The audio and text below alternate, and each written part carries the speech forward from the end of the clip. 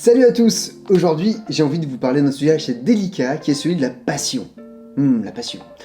Quand on commence l'entrepreneuriat, c'est généralement parce qu'on est déterminé, voire passionné autour d'un sujet. On peut être déterminé à changer un statu quo, mais on peut aussi être passionné d'un sujet et on veut transmettre cette passion à d'autres. Pourtant, on oublie souvent de parler de comment la passion peut tuer votre business. Et ouais, au risque de vous l'apprendre, la passion a tué plus de business que le RSI et les divorces réunis. C'est pas de bol, hein? Avant toute chose, qu'on soit clair, le but de cette vidéo est de vous prémunir contre les effets néfastes de la passion. Pas d'enlever toute passion du business, c'est impossible. Quand je parle de cette notion de passion, à certains de mes clients, je rencontre un obstacle de taille, qui est qu'on leur a toujours dit que sans passion, ils n'iraient jamais bien loin. C'est vrai. Pour autant, la passion doit se maintenir à un niveau bien spécifique pour pouvoir continuer à s'en manger plein la tronche en tant qu'entrepreneur. Parce que oui, entreprendre, c'est dur, mais parfois, la passion est mauvaise conseillère, et c'est ce qui va nous intéresser. La passion permet d'entretenir la motivation, c'est indéniable, on doit en prendre soin, on doit continuer à creuser, on doit continuer à nourrir cette passion.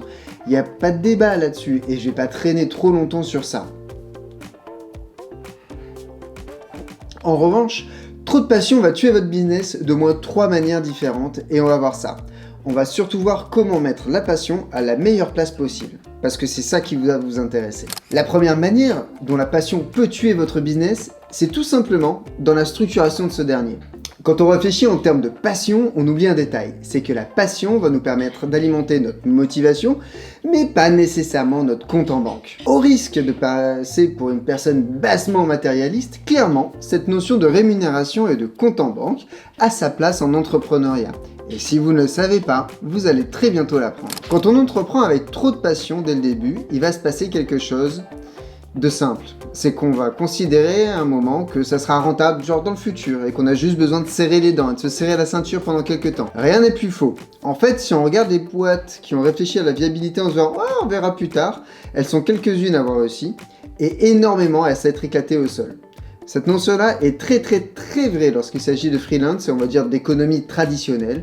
Les startups, jusqu'à un certain point, sont une exception autour de cette idée-là puisqu'elles vivent sous perfusion en général les premières années.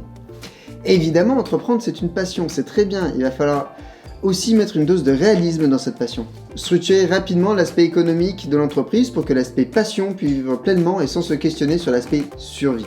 Une autre manière dont la passion peut flinguer votre business, c'est sur votre implication. Pour moi, c'est la manière la plus insidieuse qu'a la passion de tuer un business. C'est en vous sursollicitant, en vous faisant aller plus loin que ce que vous devez pour vos clients et pour votre mission. Je dis pas qu'il faut faire le minimum pour vos clients. Bien entendu, il faut délivrer une bonne dose de valeur à nos clients, sinon ils ne reviennent pas et sinon ils sont pas contents.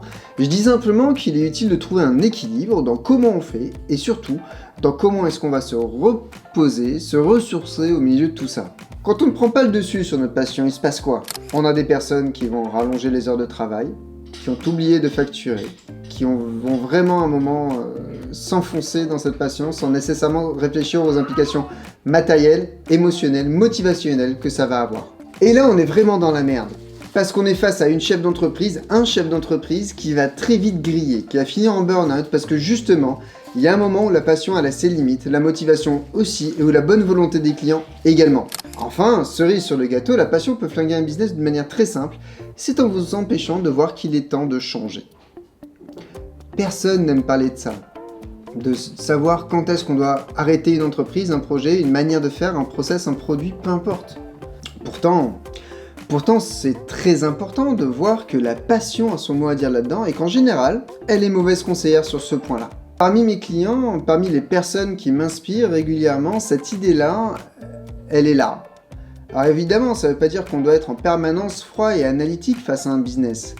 Ça veut juste dire qu'on va devoir se questionner. Et je vous expliquerai pourquoi est-ce qu'on ne peut pas être froid et analytique de manière générale dans une autre vidéo.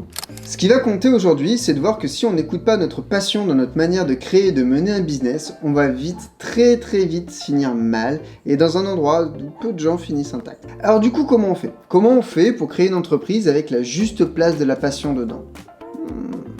Eh ben on fait ça de manière très simple. On fait ça avec des indicateurs clés de passion. Évidemment, il faudra adapter tout ça à votre situation et je vais vous proposer plusieurs indicateurs que vous pourrez décliner et adapter et un recadrage qui pourra vous être utile. L'un des indicateurs les plus simples, c'est l'échelle. Faire une échelle d'évaluation allant de 1 à 10 pour évaluer la place de la passion dans une situation et dans votre jugement. Ça déjà, ça va bien vous aider. Un autre indicateur, c'est tout simplement l'espace mental qu'une situation occupe chez vous. Plus vous devenez obsessionnel sur une situation, plus il y a des chances qu'une émotion forte et que la passion soit de la partie. Et là, c'est à vous d'agir en conséquence pour éventuellement réguler ou solutionner la situation. Enfin, une bonne manière de recadrer la passion est de déménager la situation, comme on déménage un procès. Si vous voyez la même situation chez une autre personne, quelle en serait votre évaluation ? Et tout simplement, en vous enlevant de la situation, vous allez changer votre vision de cette dernière, et donc peut-être voir la passion et son impact sur votre raisonnement.